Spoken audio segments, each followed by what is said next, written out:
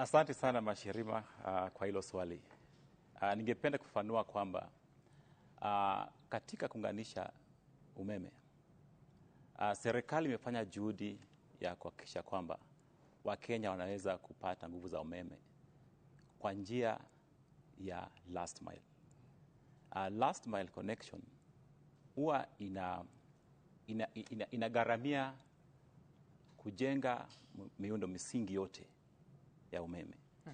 Na ukiangalia pale ambapo tulipokuwa mwaka wa 2012 na pale ambapo tuko sasa hivi, hatua ambayo tumepiga imekuwa ni kwa sababu serikali ilichukua jukumu ya kuweza kugharamia miundo misingi kusambaza umeme, hasa katika maeneo ambayo bado hayakuwa na umeme, maeneo za mashambani kule katika kaunti zote Kenya mzima.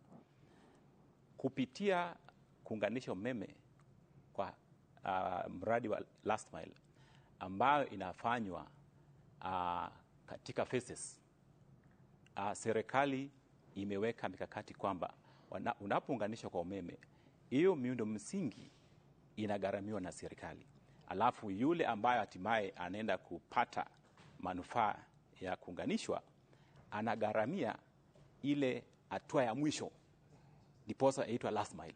Hatua ya mwisho kuunganishwa kwa nyumba yake, na hapo ndipo utagharamia kulipa shilingi 15,000.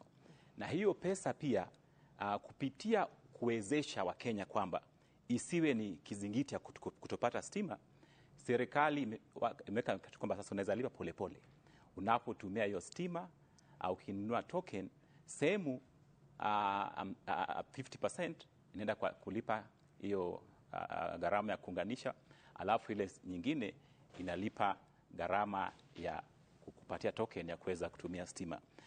Njia nyingine ni kwamba kwa kuwa last mile haiwezi kufikia Wakenya wote kwa mara moja, inafanywa katika mikakati pale ambapo bado last mile haijafika. Na aswa hii ni kwamba ukiangalia katika our towns, our cities, access ya stima imefika karibu kila mahali. Na ili kuwezesha Wakenya kupata stima bila kungojea last mile, unaweza kufanya application, tukupatie quotation. Na kupitia hiyo application, ile quotation ambayo utapata itategemea unahitaji miundo misingi kiasi gani ili uweze kuunganishwa stima. Katika hiyo gharama tunayokupatia, iko na gharama ya vile vifaa, nyaya ya umeme, kuna milingoti ya kuweza kuinua hizo nyaya, kuna gharama ile ya utendakazi, kuna gharama ya kusafirisha vifaa hivyo.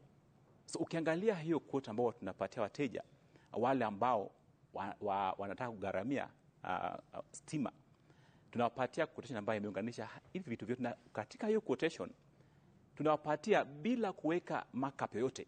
Hakuna. So what is that range? The range, for instance, if you require one pole, you can pay an average of 76,000. It can be a plus and a minus, but an average. Two poles will be about maybe 110 plus or minus, depending on how far you are and the cost it will take to ensure that we're able to transport the various equipment and the installation requirements to be able to connect you. And you're saying there's no markup, meaning that you just pay for the cost of installation? Exactly. All right. I want us to take a look at a bill or two bills by customers. And this is a client who is in an urban areas, to be specific in Nairobi, spent 4,000 shillings in the month of March 2024, and they got 140 units that they filled in their prepaid tokens or token meters. The token amount out of the 4,000